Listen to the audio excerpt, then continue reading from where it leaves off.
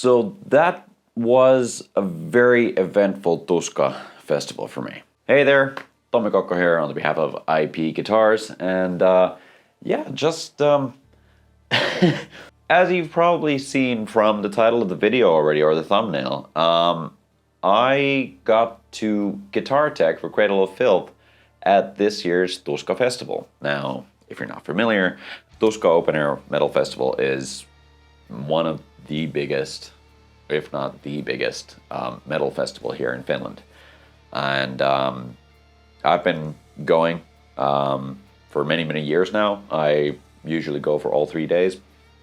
And this time was no exception. I was going there to go see a bunch of acts, and then the way I ended up actually guitar teching was just by happenstance. Tomorrow, it's Tuska Festival time once again, so happy times.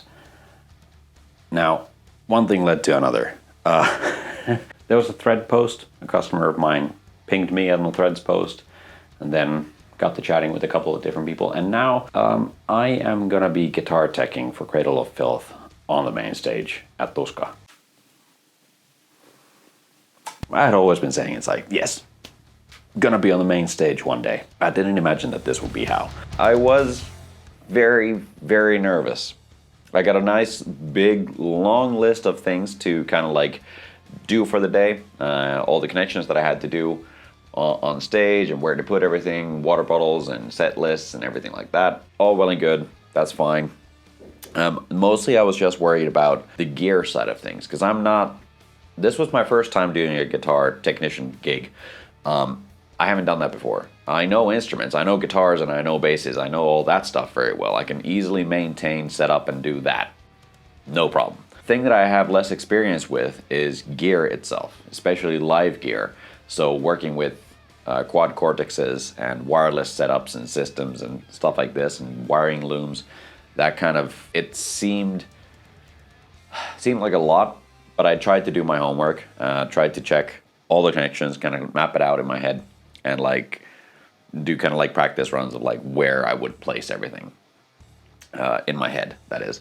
Pack my bag with an assortment of whatever tools I might need for the day, because you never know what might go wrong and what you might need. So I packed a bunch of gear with me just to do all the guitar setup and stuff. Let's have a look of what we're gonna pack, and I'm gonna take you with me on hopefully something that isn't gonna be hugely stressful. I have a feeling it's gonna be real fun. So yeah, let's check it out. Let's start with the obvious. I'm gonna need a mat, so a work surface. So I'm gonna take my backup Harley Benton one for that. I'm not gonna take my good Diodario one. I'm also gonna take my Harley Benton neck rest instead of my Crimson Guitars one. We'll take that one instead. It's a bit easier to pack. We'll take my full range of Dunlop stuff. So we have Cream of Carnauba, Power Polish and Cleaner and Prep or Cleaner and Prep. We have Fretboard Deep Conditioner, and we have Ultra Glide. We'll take those. If there happens to be a need to do any sort of electricity stuff, we might need to take some precautions for that. We'll take a small spool of solder, ipguitars picks. Put those in there for now. Maybe a little bit of wire. Things go wrong with some sort of wiring thing. It's good to be prepared. Wiring in there. Right. So that's in case I need to do any electricity stuff. That is that sorted. I have my Groove Tech pouch, which has a bunch of Allen keys, cloth for polishing up. I have the string winder, like so. We need a tuner, and we need a cable. We need a spare battery for the tuner, fret, polishing, abrasives, and fret, I guess, what do you call these, fret guards, I think. We can all package that up into here. And just in case, I'm also taking my screwdriver set, 2 of my faithful screwdrivers, my favorite ones. I'll take those, and I'll also take my little tripod for my phone, so that I can actually film some stuff while I'm there. But I think that is pretty much that. It's the best I got, really. Can you tell I'm nervous? I'm not nervous at all. Not really. Out with the dog for a walk. The sun is shining. Today's gonna be a good day. I need to repack my bag. I have a couple of things I want to change in there, but yeah. Let's make this happen.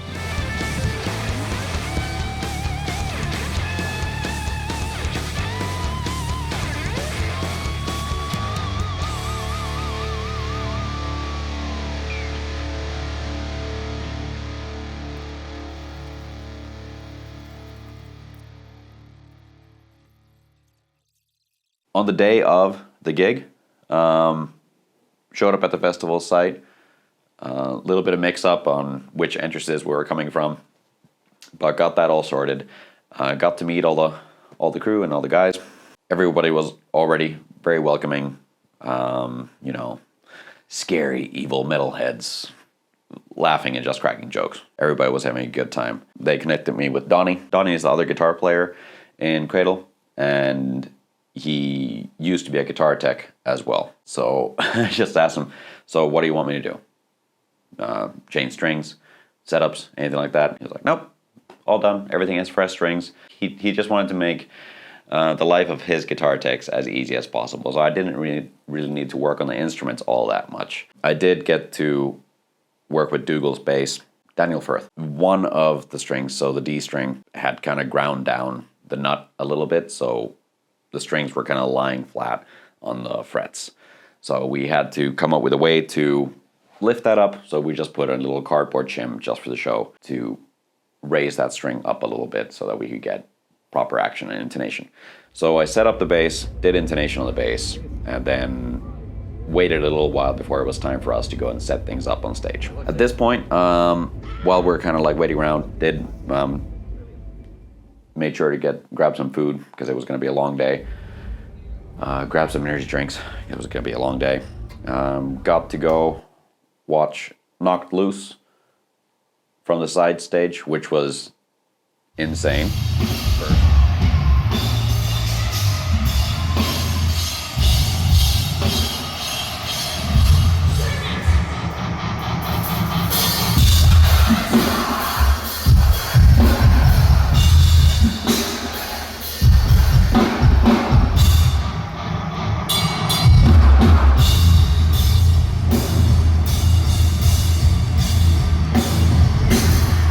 First, I had always been saying that it's like one day I'll be on stage at Tuska.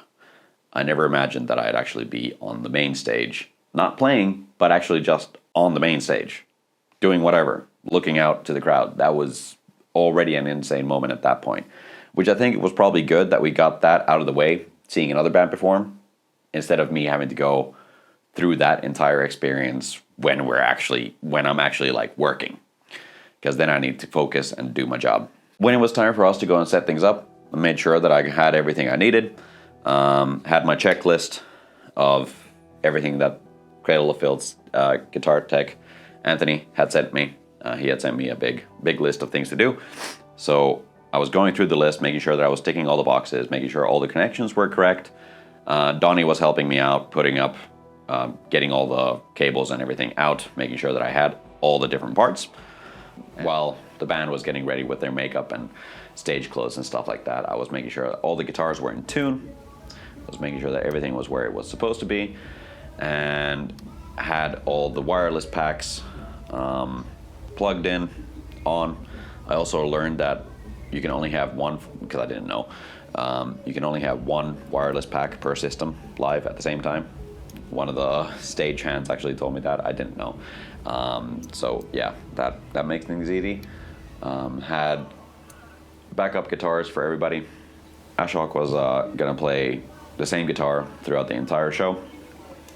Donnie was gonna play the first 3 songs with a hardtail Ibanez, and then he was gonna switch over to a Floyd Ibanez. So I made sure that the hardtail was all set, prepped, good to go, and then I could worry about the Floyd Rose while they're playing on stage, and I could make final tune-ups before needing to hand it over. And then it was just me wiring things up, making sure the right cable looms were going, the right connections, inputs, outputs to the tuners on stage, and made sure that everybody had their water bottles, made sure that everybody had set lists and everything like that.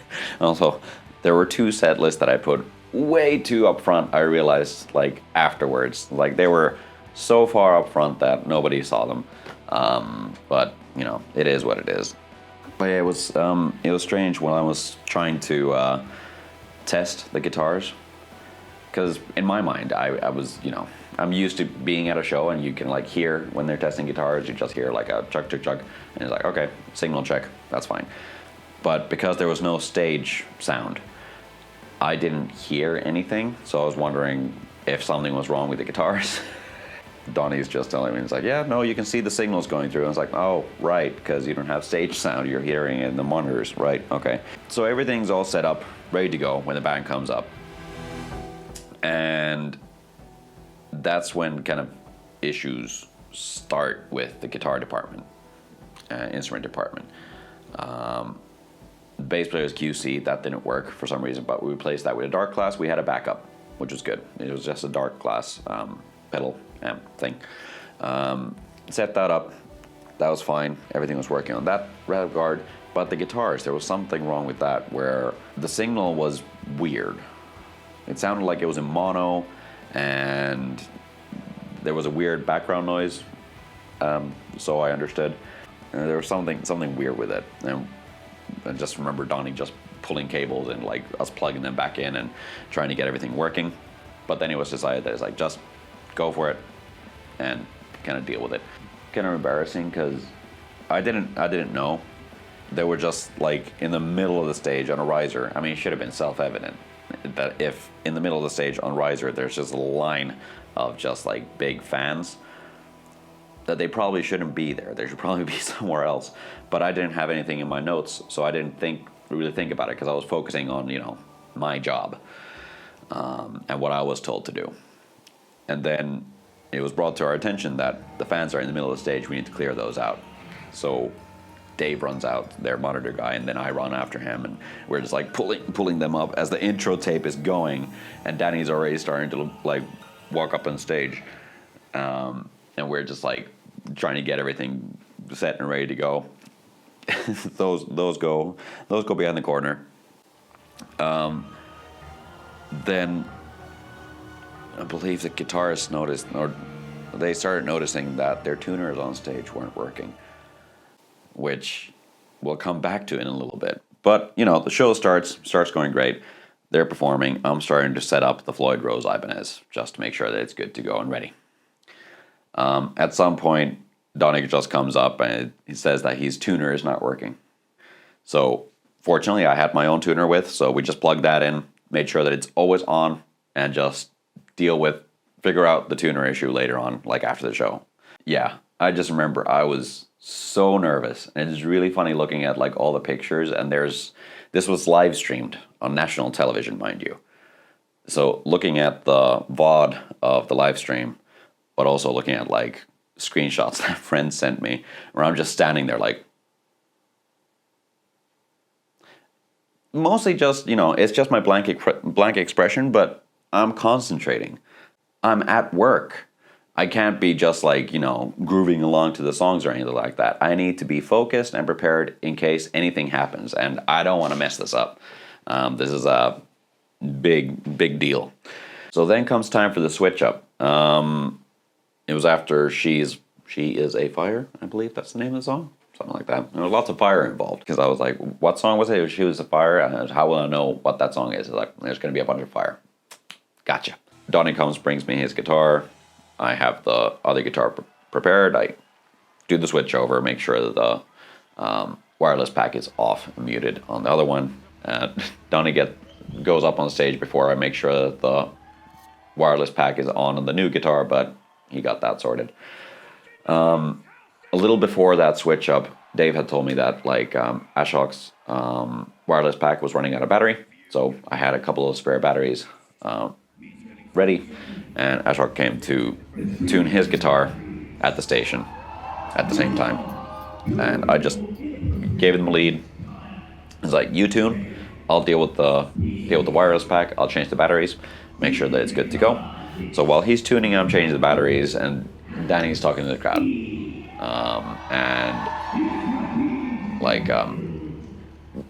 feel the intensity of the moment, because it's like, you know, you're kind of on a time schedule where the next song is about to start, and you're faffing about with batteries and everything like that. Batteries got switched over just fine. Wireless pack was all good to go. Turn it on. But here's the thing that I forgot, and I noticed it now on the live stream after the fact, that because I had the wireless pack on and we're switching leads, Of course, we didn't have the volume rolled off, so when we're unplugging the tuner and replugging in the wireless pack, you just hear that.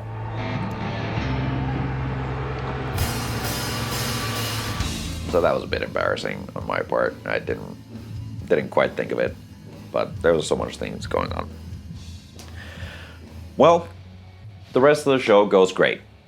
The crowd is loving it, eating it up. At some point, I need to start moving all the gear aside. The stage manager just came and was like, okay, well, you're not going to be switching up any guitars anymore. Can you move these back like a meter? Because we need to start bringing in the next band's gear, which was Electric Callboy, by the way. And they had so much stuff, let me tell you. So I moved the gear back, make sure that like everything's kind of prepared for us to kind of, you know, tear everything down, because it's going to be a kind of quick changeover once everything happens.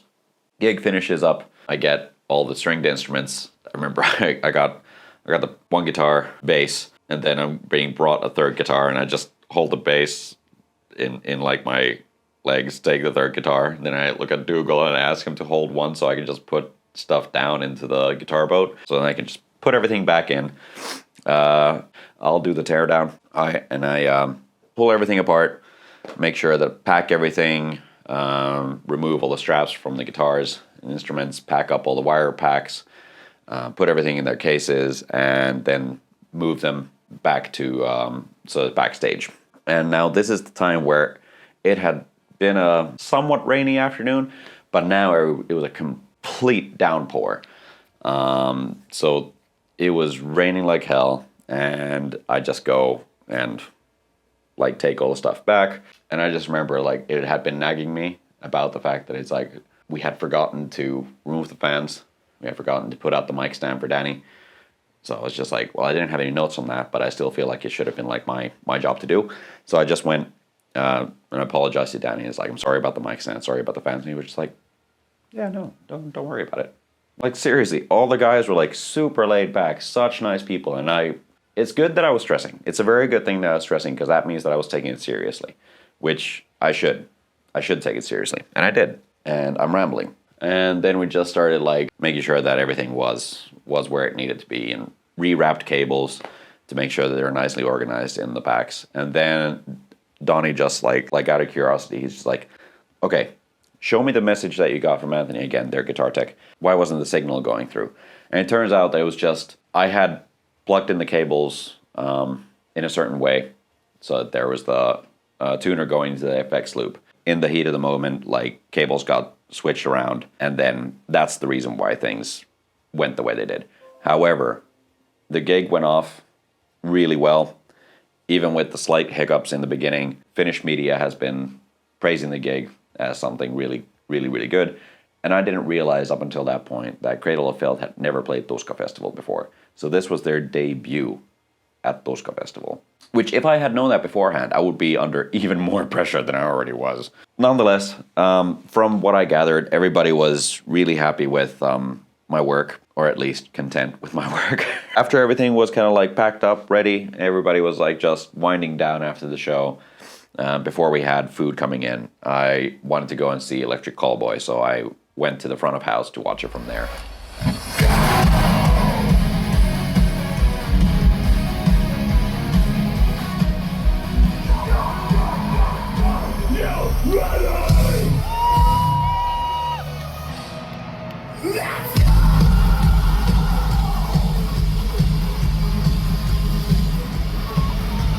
A good portion of the show before heading back to backstage to eat with the crew. Yeah, I cannot thank Cradle of Filth more. This was an amazing, amazing opportunity. Everybody was so nice, very, very humble, very like great, funny, fun people, and it was a total blast. The band headed out. I enjoyed the rest of my evening. Went to watch In Flames, and got a chance to be in the pit and go crazy for In Flames, which was a phenomenal gig. That was that was a day. Heading back because I got a backpack full of shit. I can't actually go through there. where everybody else does, so I need to go around, which is fine. Wow, that was yeah, I'm never gonna forget this moment. This was amazing. But yeah, beside the Cradle gig, more or less it was a fairly normal festival weekend for me. But there was one point where something extra also happened. So Saturday, fairly normal festival day. Sunday, if you noticed, on the 29th, I put up the video of me building the 8-string guitar. And then it was maybe an hour later that Neela from Scion Kicks were performing the opening slot. Neela calls me and he's just like, hey, do you have an 8-string? I was like, well, yeah. Okay, there's a band that might need an 8-string because their gear might not show up. Can you borrow it? I was like, yeah, of course. So we get everything sorted. So off to Tuska again, this time with the 8-string in tow, as some band might have gear that's not showing up, and they needed an 8-string, so I am happy to oblige. Let's see if they end up using it on stage. This is pretty cool. Nothing More's guitar tech is there to greet me. Turns out that they were having some issues with getting their gear in and needed instruments to kind of like play. And then my 8-string was the thing that they were going to play, which was insane to think about because Nothing More was one of the artists for the entire weekend that I was looking forward to a lot. This was their first show in Finland, and I was really, really looking forward to it. And yeah, gladly, of course, gave them the guitar. Turns out their gear did show up in time, and it's really cool that it did. That means that they got to play their own gig with their own gear, which is always important. The really cool thing was that they still invited me to come watch the show from side stage.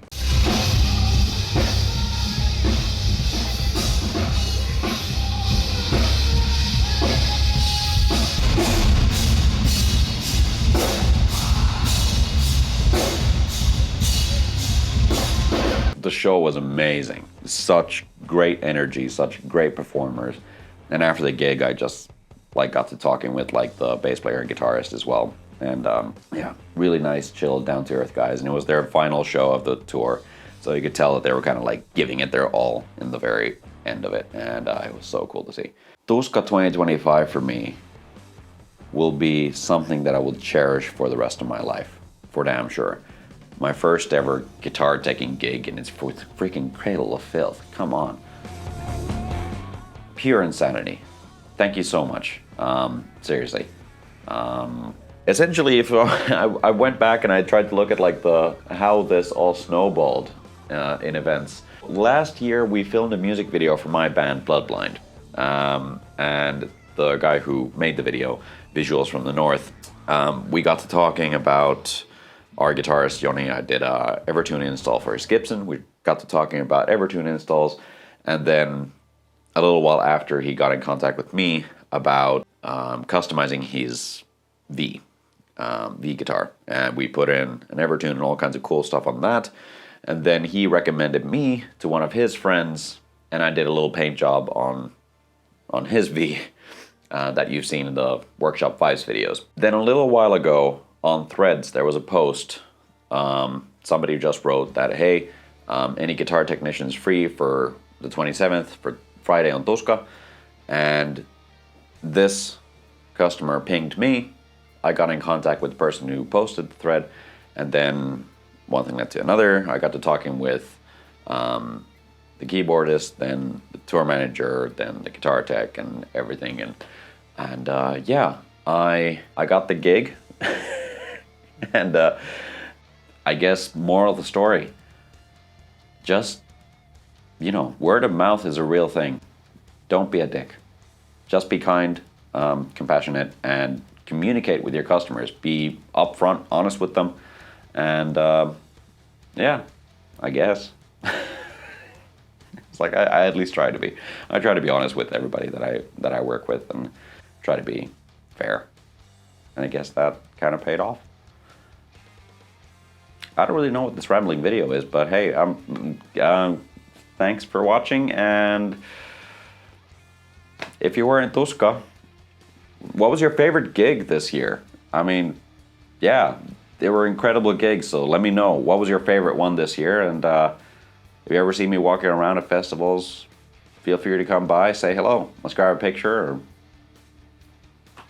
or clink glasses together. And yeah, stay metal out there, you guys. I'm gonna get back to work.